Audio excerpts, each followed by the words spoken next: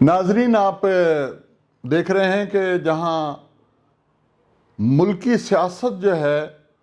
وہ اب تلخیوں سے بھری جا رہی ہے اور لہجے جو ہیں وہ اب سیاسی نہیں رہے بلکہ ان لہجوں کے اندر سے آگ پھوٹ رہی ہے اور سوچ جو ہے اس میں اب یہ پوری طرح یہ سما گئی ہے بات کہ کس طرح ہم نے اپنے مد مقابل جو ہے اس کو ہر لحاظ سے زیر کرنا ہے۔ لہذا حکومت کی طرف سے اس کے ترجمان بدلے جا رہے ہیں، نئی صفیں ترتیب دی جا رہی ہیں۔ اسی طرح جو اپوزیشن ہے ان کو ڈرانے کے لیے جہاں کرونا کا خوف پھیلایا جا رہا ہے، انتظامی اقدامات ایسے کیے جا رہے ہیں کہ کسی نہ کسی صورت جو ہے وہ ان کے پشاور کا جلسہ رک جائے۔ اسی طرح جو اپوزیشن ہے وہ بھی حکومت کے اوپر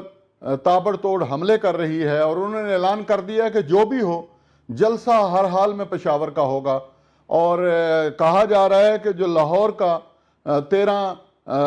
دسمبر کو جلسہ ہونا ہے وہ تاریخ کا سب سے بڑا جلسہ ہوگا۔ اس کے بارے میں بہت ساری پلاننگ ہو رہی ہے۔ بہرحال یہ تو وقت بتائے گا کہ اپوزیشن جو ہے وہ حکومتی اقدامات اور حملوں کا کہاں تک مقابلہ کر سکتی ہے، لیکن اس وقت جو سیاسی محاذ سب سے گرم ہے وہ گلگت بلتستان کا ہے، جہاں بلاول بھٹو زرداری جو ہیں وہ بہت اوپر نیچے جلسے کر رہے ہیں۔ انہوں نے اپنے کارکنوں کو بہت متحرک کر دیا ہے۔ وہاں خواتین کی بہت بڑی تعداد جو ہے وہ دیکھنے کو ملتی ہے ان کے جلسوں میں،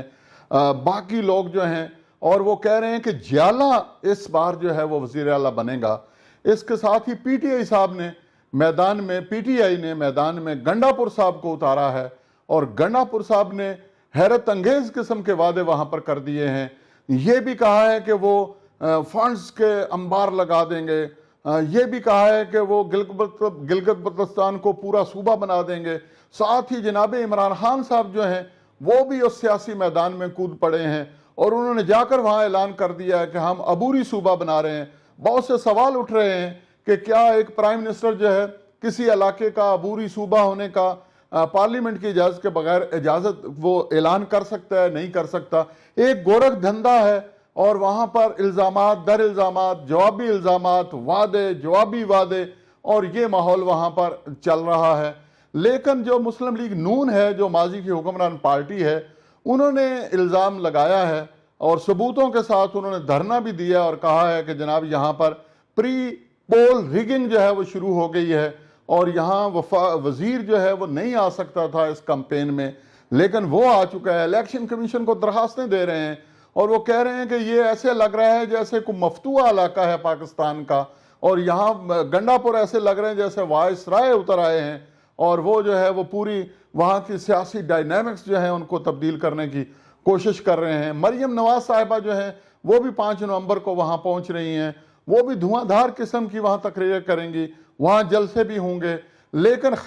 تجزیہ کاروں کا خیال ہے کہ شاید پوری کوشش ہو رہی ہے کہ پی ٹی آئی اس قابل ہو جائے کہ وہ کسی ایک پارٹی کے ساتھ مل کر وہاں حکومت بنا لے، اور ان کا خیال یہ ہے کہ شاید پاکستان پیپلز پارٹی کے ساتھ وہ مل جائے گی۔ بہرحال ابھی یہ کہنا کچھ قبل از وقت ہے کہ وہاں حکومت سازی کیسے ہوگی۔ اس وقت سب سے بڑا مسئلہ وہاں پر یہ ہے کہ کیا پی ٹی آئی اپنی وہاں کوئی حیثیت بنوا سکے گی؟ کیا گنڈا پور صاحب کے وہاں جو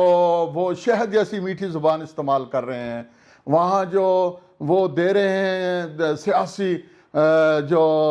وہاں لالچ دے رہے ہیں، وہاں کے لوگوں کو جو سبز باغ دکھا رہے ہیں، کیا وہ لوگ جو ہیں وہ پاکستان کی حالت دیکھ کر ان سبز باغات کے اوپر یقین کر لیں گے؟ آنے والے دنوں میں پتہ چلے گا کہ پی ٹی آئی سیاسی محاذ پر وہاں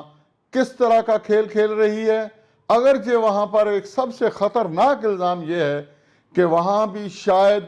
کوئی انوالومنٹ ہو رہی ہے اداروں کی یا ایجنسیوں کی، اللہ نہ کرے ایسا ہو، اور وہ ایک پرامن علاقہ ہے، پرامن ہی رہے اور پاکستان کو وہاں سے خیر کی خبر ملے، کیونکہ دشمنوں کی بھی وہاں پر نظر ہے اور بہت ہی حساس قسم کے علاقے جو ہیں وہ اس کے ساتھ ملتے ہیں۔ وہ آغاز ہے سی پیک کا، وہاں پر خدا نخواستہ اگر دہشت گردی نے دوبارہ سر اٹھایا یا نفاق پیدا ہو گیا یا لڑائی جھگڑے ہوئے تو بہت خطرناک ہوگا۔ پاکستان کے لیے دعا کرتے رہیے، انشاءاللہ پھر ملتے ہیں۔